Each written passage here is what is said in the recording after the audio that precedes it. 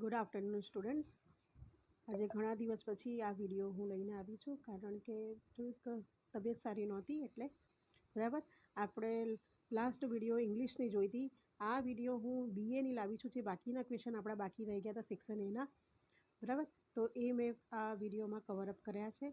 બરાબર, બીએના ઓલમોસ્ટ આ 129 ક્વેશ્ચનમાંથી જ પૂછાય છે. બરાબર, હું આશા રાખું કે તમે આ ક્વેશ્ચન સારી રીતે વાંચશો અને સેક્શન એમાં 20માંથી 20 બધા જ વિદ્યાર્થીઓને આવે. બરાબર, એવી મારી શુભેચ્છા. કારણ કે એ અને બી સેક્શન એ બહુ જ ઇમ્પોર્ટન્ટ છે. બરાબર, વિદ્યાર્થીઓને એવું લાગે છે કે આ સેક્શન નહીં કરશું તો ચાલશે, પરંતુ આ બહુ જ ઇમ્પોર્ટન્ટ છે. ઠીક છે, 20 માર્ક્સ આના અને 10 માર્ક્સ સેક્શન બીના બહુ જ મહત્ત્વના છે તમારા પેપર માટે ખાસ જોઈ જજો. કંટાળો આવે તો વિડીયો એક વખત સાંભળી લેજો પ્લીઝ. ઓકે, અને જે તમારા મિત્રો છે તેમના સુધી પણ આ વિડીયો પહોંચાડજો. અને જો આ વિડીયો ગમી હોય તો પ્લીઝ લાઈક અને મારી ચેનલને સબસ્ક્રાઈબ કરી દેજો. Thank you very much.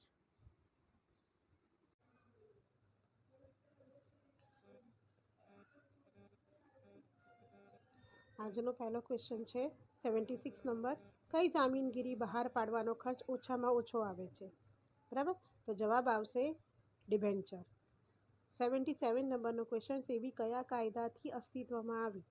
બરાબર, તો આન્સર આવશે securities and exchange of India થયો. નેક્સ્ટ ક્વેશ્ચન, પ્રયત્નો, પરિણામ તથા સાધનો અને ઉદ્દેશ્ય વચ્ચે સંતુલન સાધવાનું કાર્ય એટલે શું? બરાબર, તો એને કહેવાય અંકુશ. ને પ્રયત્નો કરીએ છીએ, બરાબર, અને પ્રયત્નોના પરિણામ, સાધનો અને ઉદ્દેશ આ બધા વચ્ચે સંતુલન સાધવાનું, બેલેન્સ કરવાનું કાર્ય અંકુશ કરે છે. ઓકે, નેક્સ્ટ ક્વેશ્ચન, સંચાલકની ઉચ્ચ સપાટીએ કયા નિર્ણયો લેવાય છે? તો સંચાલકની ઉચ્ચ સપાટીએ નીતિ વિષયક નિર્ણયો લેવાય છે. 80, વિશિષ્ટ હેતુઓની સિદ્ધિ માટે કઈ યોજના તૈયાર કરવામાં આવી છે? બરાબર, તો વિશિષ્ટ હેતુઓની સિદ્ધિ માટે એક ઉપયોગી યોજના તૈયાર કરવામાં આવી છે. નેક્સ્ટ ક્વેશ્ચન, કયું કાર્ય અંકુશનું નથી? બરાબર, તો અંકુશમાં ઉદ્દેશો નક્કી નથી થતા. બરાબર, એટલે કે ઉદ્દેશો નક્કી કરવા એ અંકુશનું કાર્ય નથી. 82 નંબરનો ક્વેશ્ચન, ધંધાકીય એકમમાં કાર્યશીલ મૂડીની જરૂરિયાત શા માટે રહે છે? બરાબર, તો કાર્યશીલ મૂડીની જરૂરિયાત એટલા માટે રહે છે કે રોજબરોજના જે ખર્ચા છે, બરાબર, એ ખર્ચાને પહોંચવા માટે આપણને કાર્યશીલ મૂડીની જરૂરિયાત રહે છે. 83, સંગઠિત નાણાં બજારનું નિયંત્રણ કોના દ્વારા થાય છે? બરાબર, તો આરબીઆઈ દ્વારા થાય છે. ઠીક છે, એના પછી છે 84, બજારીય સંચાલનના મુખ્ય અભિગમો કેટલા છે? ને તો બજારીય સંચાલનના મુખ્ય અભિગમો 5 છે. નીચેનામાંથી બજાર સંચાલનનું કાર્ય કયું છે? તો અહીંયા તમને યાદ જ હશે, હે ને? તો પેદાશ મિશ્ર આવશે. ઠીક છે, 4P યાદ રાખવાની. ઠીક છે. 86 નંબરનો ક્વેશ્ચન, નીચેનામાંથી કયા પરિબળમાં ફેરફારને કારણે સંચાલનના સિદ્ધાંતોમાં બદલાવ લાવવાની જરૂરિયાત ઊભી થાય છે? બરાબર, તો જ્યારે બદલાવ લાવવાની વાત થાય ને, બરાબર, તો હંમેશા ટેકનોલોજીમાં ફેરફાર કરીએ ને ત્યારે જ આપણે બદલાવ લાવી શકીએ. બરાબર, ઉત્પાદનમાં પણ બદલાવ આવે. ઠીક છે, કારણ કે ઉત્પાદન ઝડપથી થાય, ટેકનોલોજીનો યુઝ કરીએ તો ઓછા સમયમાં વધુ ઉત્પાદન પ્રાપ્ત થાય. બરાબર, અને ઉત્પાદન વધે તો નફો વધે. બરાબર છે, વેચાણ વધે.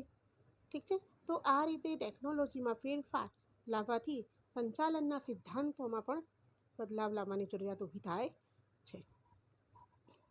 87, નીચેનામાંથી કયા સંચાલન શાસ્ત્રીનું પ્રદાન આધુનિક વિચારધારામાં રહેલું છે?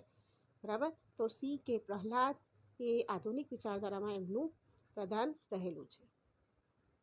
કોઈ પણ કાર્યમાંથી ખોટી દિશામાં થતા બિનજરૂરી હલનચલનમાંથી ઉદ્ભવતો બગાડ દૂર કરવાની પદ્ધતિ એટલે શું? તો ગતિ નિરીક્ષણ. સંચાલનનું સર્વપ્રથમ કાર્ય કયું છે અથવા તો જણાવો? તો આયોજન. 90 નંબરનો ક્વેશ્ચન, આયોજનની વિધિનો પ્રથમ તબક્કો કયો છે? તો ભાઈ આયોજનમાં સૌથી પહેલાં શું હોય?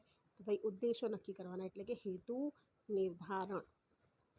91, આયોજનમાં નક્કી કરેલા ધ્યેયને પાર પાડવા સંચાલકો જે નિર્ણયો અને વ્યૂહરચના નક્કી કરે છે તેને શું કહેવાય?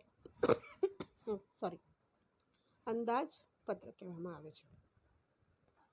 જે એકમોમાં સમગ્ર સત્તા ઉચ્ચ સંચાલકો પાસે જ કેન્દ્રિત હોય તેને કયા નામે ઓળખવામાં આવે છે? તો કેન્દ્રીયકરણ, કારણ કે એક જ જગ્યાએ સત્તાનું કેન્દ્રીકરણ થયેલું છે. પસંદગીની પ્રક્રિયાનો પ્રથમ તબક્કો કયો છે? તો પહેલી તબક્કો છે કે આવકાર અને પ્રાથમિક મુલાકાત. ઉમેદવાર 94 નંબરનો ક્વેશ્ચન.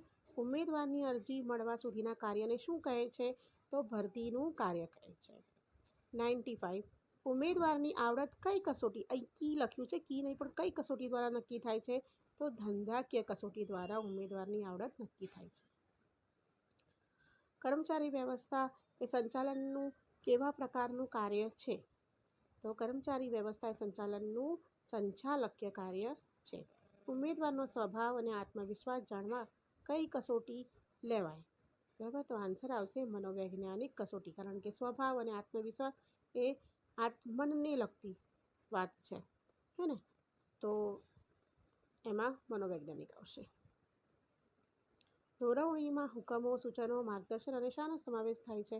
તો દેખરેખનો સમાવેશ થાય છે. ઠીક છે, કારણ કે દેખરેખ ના કરે તો પછી આપણને યોગ્ય સૂચનો અને માર્ગદર્શન આપવાની આપણને કોઈ પણ સમજણ ન પડે, બરાબર. અને આપણે દેખરેખ રાખતા હોય અને કોઈ કાર્ય વ્યવસ્થિત કરતું ના હોય કર્મચારી, તો તમે એને કોઈ પણ પ્રમાણે ઓર્ડર બી ના આપી શકો, હુકમો, બરાબર. માટે દેખરેખ એ પણ જરૂરી છે દોરવણીમાં. દોરવણીના કયા તત્વમાં દેખરેખ, નિયમન અને વિશ્લેષણનો સમાવેશ થાય છે? સમાવેશ થાય છે. તો નિરીક્ષણ. માસ્લોની જરૂરિયાતોના અગ્રતાક્રમ અનુસાર પહેલી જરૂરિયાત કઈ છે? તો પહેલી જરૂરિયાત શારીરિક જરૂરિયાત છે. એક વ્યક્તિ દ્વારા બીજી વ્યક્તિને સ્પષ્ટ અને અંકબદ્ધ સ્વરૂપમાં માહિતી પહોંચાડવી એટલે શું? તો એને કહેવાય માહિતી સંચાર. અવૈધિક માહિતી સંચાર મોટાભાગે કયા સ્વરૂપે થાય છે? તો અવૈધિક માહિતી સંચાર મોટાભાગે મૌખિક સ્વરૂપે થાય છે. અહીંયા થોડુંક પ્રિન્ટિંગ મિસ્ટેક છે. આયોજન અનુસાર કાર્ય થાય છે કે નહીં તે જોવાની કામગીરી સંચાલનનું કયું કાર્ય કરે છે? તો ભાઈ અંકુશ, ને આયોજન પ્રમાણે કાર્ય થાય છે કે નહીં તે જોવાનું કાર્ય સંચાલનનું અંકુશનું કાર્ય કરે છે. વિચલનોની જાણકારી મેળવ્યા પછી સંચાલકો તેને દૂર કરવા કેવા ઉપાયો હાથ ધરે છે? તો ભાઈ વિચલનોની જાણકારી મળ્યા જાય પછી સંચાલકો સુધારાલક્ષી પગલાં લે છે. એના પછીનો ક્વેશ્ચન, એકમમાં સ્થાપિત ધોરણો કરતાં વધુ સારા પરિણામ મળે ત્યારે શું કરવામાં આવે છે?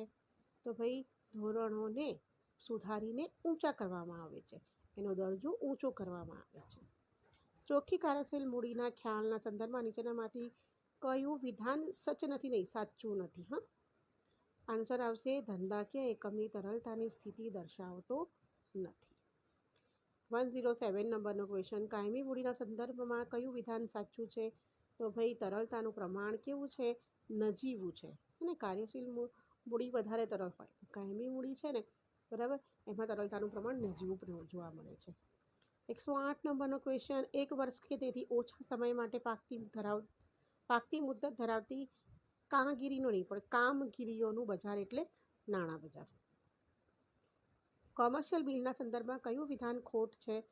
તો સરકારી જામીનગીરી છે.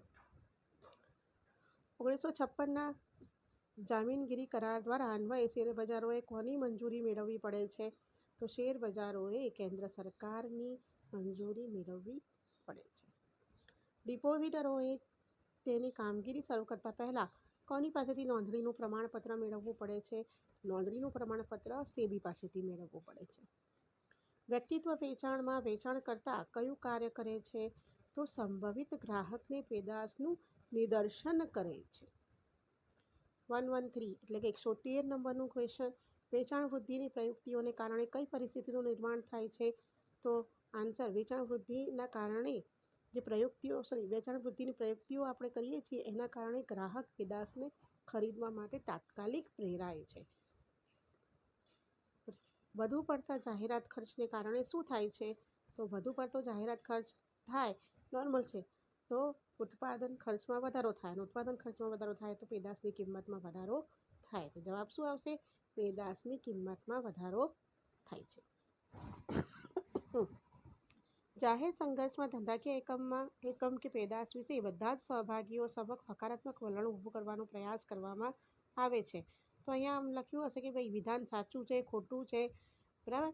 તો આપણે આ કહીશું કે આ વિધાન છે ને સાચું છે. જાહેર સંઘર્ષમાં ધંધાકીય એકમ કે પેદાશ વિશે બધા સહભાગીઓ સમક્ષ હકારાત્મક વલણ ઊભું કરવાનો પ્રયાસ કરવામાં આવે છે. નીચેનામાંથી કયો હક ગ્રાહક સુરક્ષાનો કાયદો નથી? પ્રાથમિક જરૂરિયાતો એ ગ્રાહક સુરક્ષાનો કાયદો નથી. એ તો શું છે? માસ્લોની જરૂરિયાતોના અગ્રતા ક્રમનો પહેલો ક્રમ છે. નીચેના વિકલ્પો પૈકી કોનો સમાવેશ ગ્રાહક સુરક્ષા કાયદા મુજબની તકરાર નિવારણ સંસ્થામાં થતો નથી? તો લોક અદાલતનો તકરાર નિવારણ સંસ્થામાં સમાવેશ થતો નથી. જિલ્લા કક્ષાના ફોરમમાં કેટલા સભ્યો હોય છે? તો ઓછામાં ઓછા 3. કઈ ગ્રાહક સુરક્ષા માટે ભારતમાં કાર્ય કરતી સંસ્થાઓના સંચાલનનું કામ કરે છે? તો ભાઈ કન્ઝ્યુમર કોઓર્ડિનેશન કાઉન્સિલ એ ગ્રાહક સુરક્ષા માટે ભારતમાં કાર્ય કરતી સંસ્થાઓના સંચાલનનું કામ કરે છે. સોરી. કઈ ગ્રાહક સુરક્ષાની સ્થાપના સાથે અમદાવાદ સંકળાયેલું છે? તો Ahmedabad consumer education and research centre સાથે સંકળાયેલું છે. નીચેના પૈકી કયું કાર્ય ગ્રાહક સંગઠનો કરતા નથી? બરાબર. તો ગ્રાહકોની યાદી ઉદ્યોગોને પૂરી પાડવાનું કાર્ય ગ્રાહક સંગઠનો કરતા નથી. ઔદ્યોગિક વિકાસ અને નિયમન ધારો કયા વર્ષમાં અસ્તિત્વમાં આવ્યો? તો 1951. આ બધા ધારા જ. હવે જે નેક્સ્ટ ક્વેશ્ચન છે બધા ધારા છે, બરાબર. એક વખત જોઈ લેજો, કારણ કે આમાંથી ઘણો પૂછાવાની શક્યતા હોય છે. ઠીક છે. આ મેં ક્વેશ્ચન ઓલમોસ્ટ એવા તમને પહેલાં બી કીધું છે કે ભાઈ જે ઓલમોસ્ટ 2 થી 3 વખત પૂછાયેલા છે ને એ સિવાય તમારા સ્વાધ્યાયના, બરાબર, બધા જ ક્વેશ્ચન આવરી લેવામાં આવ્યા છે, હે ને. તો આ જે ધારાવાળા ક્વેશ્ચન છે ને એ થોડાક ધ્યાનપૂર્વક વાંચજો. આવશ્યક ચીજવસ્તુઓનો ધારો કયા વર્ષમાં અસ્તિત્વમાં આવ્યો? તો 1955. ટ્રેડમાર્ક ધારો કયા વર્ષમાં અસ્તિત્વમાં આવ્યો? 1969. પ્રમાણભૂત વજન અને માપ ધારો કયા વર્ષમાં અસ્તિત્વમાં આવ્યો? તો 1969.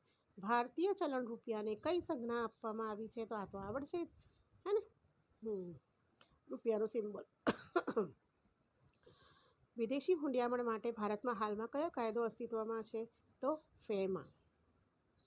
નીચેના વિકલ્પો પૈકી કયો લાભ ખાનગીકરણનો નથી? તો ખાનગીકરણમાં કર્મચારીઓનું શોષણ થાય નહીં, બરાબર, માટે આ લાભ ખાનગીકરણનો નથી. અને આપણો છેલ્લો ક્વેશ્ચન છે, નીચેના વિકલ્પો પૈકી કયો લાભ ખાનગીકરણનો છે?